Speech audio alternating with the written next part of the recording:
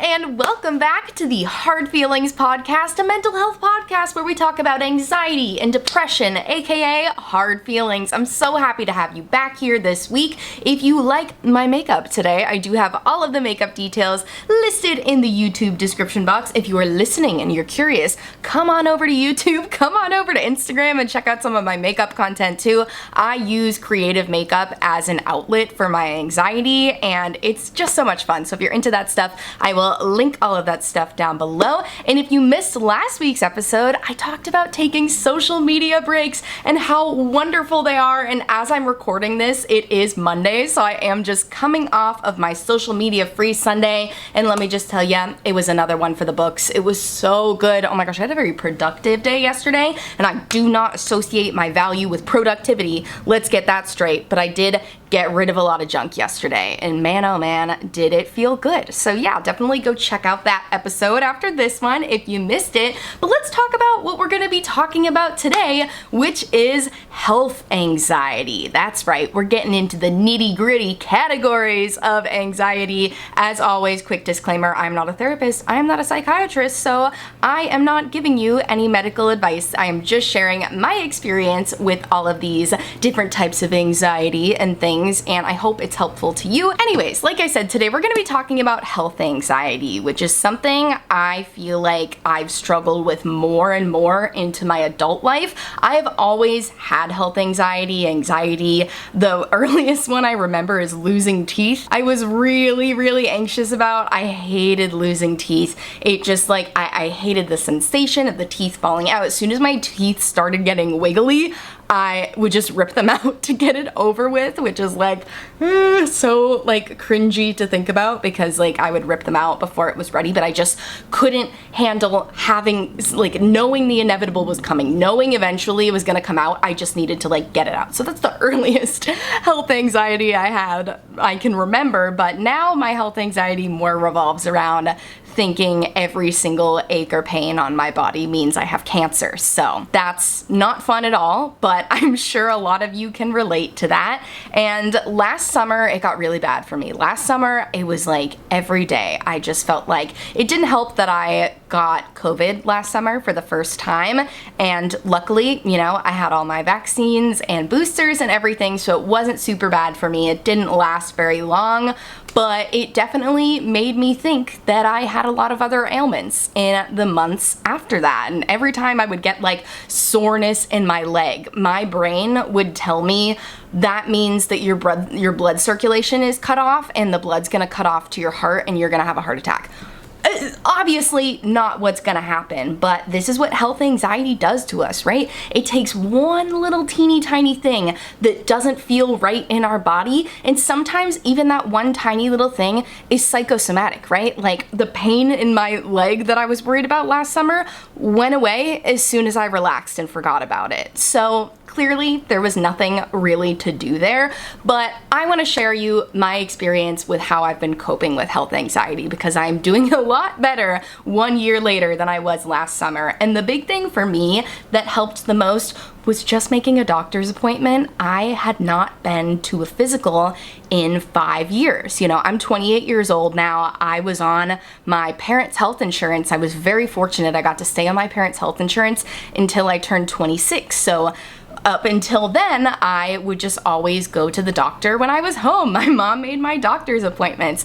Even into college, she made doctor's appointments for me for when I would be home on winter break. And I think I had my last doctor's appointment in 2017, the year I graduated college, you know, because I was still going back and forth and going home. And then once I graduated college and moved to New York, my mom was like, okay, like you're still on our insurance for a couple more years, but you're living somewhere else now, so up to you to make these doctor's appointments, which is totally fair. But being an anxious girly, I just didn't, because I was like, ooh, I don't know how to find a doctor. Like, I had tried looking a little bit. It was hard to find someone that took my insurance in New York, because the insurance my parents were on was more popular in Massachusetts, and I just got overwhelmed by the process. It doesn't help that a couple years later COVID hit, so then places weren't open. I didn't even want to go to a doctor's office if I didn't have to, because obviously I didn't want to be around sick people, and it just snowballed and became this thing where another year would pass and I still hadn't gone to the doctors, and another year and another year. And it became this big scary thing in my mind where the first time I went back to the doctor, this is what my anxious brain is telling me, right? My anxious brain is telling me when you go to your physical for the first time, the doctor is going to find a bunch of things that could have been helped, but now it's too late because you waited too long. Even though I didn't feel like I had anything physically wrong with me other than the random aches and pains that I decided were cancer, like my brain told me, no, you've waited too long. So when you go back, it's gonna be too late. So don't go back so that you don't have to know. But last summer, I finally took the jump. I remember the day I had called my mom on the phone and I was telling her about this weird pain in my leg and how nervous it was making me and how I think it's just my anxiety that's making me nervous, but I'm not sure. And she was like, just go to the doctor. Like, just tell the doctor this and they can tell you if it's something actually to worry about. And I was like, wait, you mean going to the doctor's office can relieve my anxiety instead of triggering it and making it worse? I don't know about that. But luckily, I listened to her. I was very fortunate that I was able to get an appointment like within a few days. But I went to the doctor and man, oh man, was I nervous. Oh my gosh, I had to force myself to eat something that morning. I remember feeling so anxious that I felt physically sick. I'm sure a lot of you with anxiety can relate to just feeling like you're gonna throw up before this event that's making you anxious. That's how I felt all morning. I was so nervous. I remember I got there like 45 minutes early, even though I live on the same street as my doctor. I was just so freaking nervous. And when I got there, I didn't even tell her about any of the aches and pains that had been making me nervous because I was just so anxious and just going along with the appointment. But spoiler alert, she ran a bunch of blood work because it was my first visit with this doctor and I was in perfect health. And I didn't have any aches and pains or anything after that. And I think it just gave me some sort of relief knowing that a doctor had run tests on me and everything came back all good. So that'd be my first recommendation to you. Most health insurance plans will give you a free physical every year. That's pretty much a given that you can get your physical for free. So I highly recommend you do it. I know it can be scary, especially if you, like me, hadn't gone in a long time. I cannot convey to you the feeling that I felt leading up to this appointment. I truly thought in my mind the doctor was gonna find something wrong with me, and she didn't. That might not be the case for everyone. I can't guarantee that's gonna be the case for you, but if you at least go to the doctor, they can find out if there's something wrong and they can help you, you know? If you keep telling yourself, oh, I've waited too long, it's not worth going now, you can cut off that time that's been too long today when you make that appointment. You know, if you just keep saying it's too late for me, I promise you it's not. How many times do we say that to ourselves as anxious people, right? It's too late. I've waited too long to do this. I didn't respond to this person's text message 2 days ago, so now it's been too long. I can never respond to them. This person called me and I didn't call them back. Now it's been too long. I can never do that. I said I was gonna reach out to this person and I didn't for a week. Now it's been too long. That is what our anxious brain wants us to think. They want us to think that we've burned these bridges and that it's too late for us and we should just give up, wallow in our depression, and just have that be it. But it doesn't have to be, right? All it takes is that one step, that one phone call, calling the doctor's office, making the appointment, and it's just such a weight off your shoulders. And you know, obviously that's not going to be the case for everyone. You maybe do go to a yearly physical. Maybe you've already gone to your yearly physical and you're hearing all of this like, okay, that didn't help me, because I'll be the first one to be honest and say I've still had health anxiety since I had that physical last year. It helped me a lot in the moment, but it's not something that's going to help forever. So let's talk about what we can do for our health related anxiety in the moment that it's happening. I'm going to start off by telling you something not to do. Don't Google your symptoms. No. I know you, because if you're like me, you want to Google them so bad. You want to be the doctor in this moment, figuring out what's wrong with you, because that's what our anxiety wants, right? Anxiety is wanting answers to something that is unknown, because the unknown is scary. So you've got a little pain in your lower calf, you're Googling pain in lower calf, it's telling you that you're having a heart attack and now you're having a panic attack and feeling like you really are having a heart attack. So I have never felt relieved by Googling symptoms. Have you? Tell me in the comments on this YouTube video, or send me a DM on Instagram if you're not watching, because I'm just so curious. Have you ever actually felt relief from Googling your symptoms? Because I don't think I ever had. Because here's the thing, the internet is vague. Finding answers to health-related problems is gonna be really vague. You can Google pain in your arm and it's gonna tell you so many different things, and you can't verify which one of those things is actually wrong with you, if any of those things are wrong with you. So if you really are nervous and genuinely thinking that there might be something wrong with you, I highly suggest that you recruit a friend or somebody you really trust to do the research for you, because they'll be able to do it with more of a clear head and take all of the circumstances into mind while they're Googling that thing. I'll give you an example. I had a friend recently who truly felt like he was having a heart attack. He was having a panic attack, but he truly felt like he was having a heart attack, and he asked me, can you Google the symptoms of a heart attack? And so I did Google that for him, but what I didn't tell him is, oh yeah, no, tightness in the chest is a symptom of a heart attack. What I told him instead was, it really seems like you are having more the symptoms of a panic attack. I've looked up heart attack symptoms and I'm not seeing a lot for you, but I really do think this is a panic attack. So why don't we take a few more minutes to do some deep breathing and drink some water? And if you're still not feeling good, I will take you to urgent care. And guess what? After 10 minutes of some deep breathing and relaxing, their symptoms went away and they felt better, because it was a panic attack that was caused by the snowballing effect of feeling like there's something wrong with you and then panicking further and further and further. But if that person had sat there and looked up those heart attack symptoms on their own, yeah, they would have seen some symptoms that followed up with them, because unfortunately, there is a lot of crossover between panic attacks and heart attacks. It sucks, but they're very different things, and obviously a panic attack is way less risky to your actual health. And I don't want to tell anyone, if you think you're having a heart attack, to not take it seriously, because you definitely should. But I just think it's helpful to have that in-between person there, because I'm also trying to think about your wallet, right? Like, if we all just run to the ER every time we are having a panic attack and think it's a heart attack, we're gonna be paying a lot of money. Geez, this insurance fees can be really expensive, at least here in the US. I don't know what it's like in other countries, but it's just good to have that buffer person, right? Whether that person is a parent, a partner, somebody you trust, a family member, or a friend.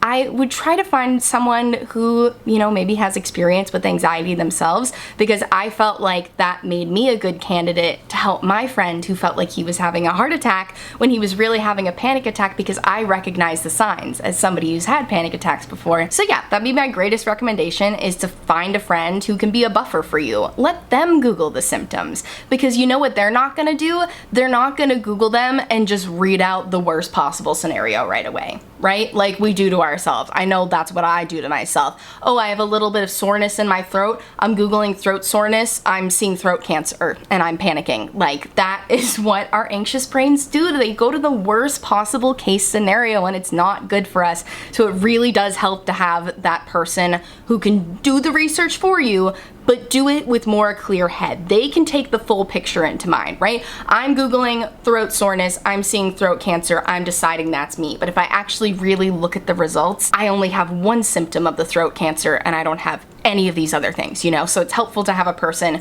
who can be more objective about it and take the full picture into mind. So I hope that helps you next time you're experiencing some health-related anxiety. Now I want to introduce a new segment to the podcast, which I'm so excited about, and that is a coping mechanism that has been helping me lately. So today I want to talk to you about box breathing. Oh my gosh, it is a game changer. It literally forces your nervous system to regulate itself. It's absolutely incredible. And the way box breathing works is you inhale for, I usually do 4 seconds, hold it for 4 seconds, exhale for 4 seconds, and then hold it for another 4 seconds. What I love about this is you can do it anywhere, anytime, and no one's gonna notice. I do it on the train a lot because I get stressed out when I'm traveling, and I also get stressed out in crowds, and oh my gosh, it just makes a world of difference. And I think it just helps to focus on one thing, right? To focus on your breathing, because I know when I'm having anxiety, and especially heightened anxiety bordering on a panic attack,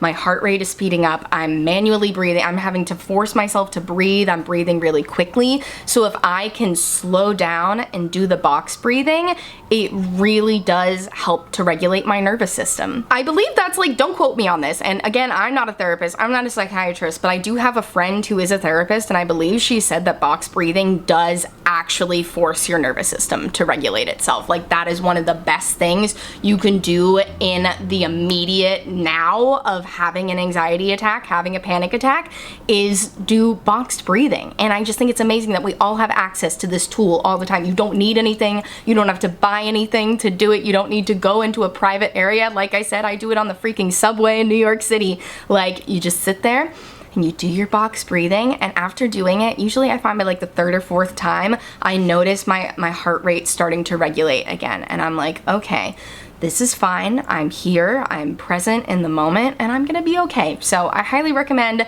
you check out box breathing. If my explanation of it didn't make enough sense, just Google it. There's so many people who have great explanations of box breathing. People make visuals too, so you can like watch visuals like expanding and contracting, and you can line up your breathing with it. Beautiful, I absolutely love it. I'll link some resources for you down below. All right, and before we wrap things up for today, I have one last little fun new segment I want to introduce, which is a mental health related song of the week. So I listen to a lot of music that has anxiety and depression as a central topic. I mean, are we surprised? I'm certainly not. And last week I briefly mentioned Boy Genius and how their music has been helping me deal a lot with my anxiety and depression. And I mentioned the song Revolution Zero, and I want to bring it up again because holy moly, this song just gets me right in my soul. It's so good. So I want to read you a couple of the lyrics. Obviously, I don't think I can play the song here, but I will link it down below. Please go listen to Revolution Zero by Boy Genius, which is made up of Lucy Dacus, Phoebe Bridgers, and Julian Baker. And the lyrics go, imaginary friend, you live up in my head, so I've been making music since you told me to do it. Immediately, what my brain tells me that this song, the imaginary friend she's talking about, is the voice in your head. The voice in your head that talks to you, the voice of your anxiety, the voice of your depression, whatever you think of this voice is. I know I have a voice that talks to me in my head. I have this internal monologue that's always going, and so I really resonated with that. And then the next line, she says, I just want to know who broke your nose, figure out where they live so I can kick their teeth in. And to me, that comes off as, I just want to know who hurt you voice in my head, because clearly this voice in our head that's always trying to protect us, always trying to keep us on the right path, keep us doing the safest thing possible, that's because that voice in our head was hurt somehow. You know, some people, I sometimes think of that voice in my head as my inner child, my shadow, if you will, and that voice is trying to keep us safe because they don't feel safe for whatever reason. Something happened to them to make them anxious, to make them feel like they need to protect us in this way. So I really love that line. There's another line where she says, I don't want to die, that's a lie, but I'm afraid to get sick. I don't know what that is. And if that line doesn't just hit you so hard, like what we've been talking about this whole episode, I'm afraid to get sick, I don't know what that is. Health anxiety is this horrifying thing where, yeah, sometimes when we have anxiety and depression, you know, depends on the person. Death scares the heck out of me still. I don't think I would say I don't want to die, that's a lie. I don't want to die, that's a truth. But what's even scarier than that is getting sick. Getting sick scares us all, right? Because it means giving up some control. It means having to surrender to the unknown. And that's the whole point around anxiety, right? Is this fear of the unknown.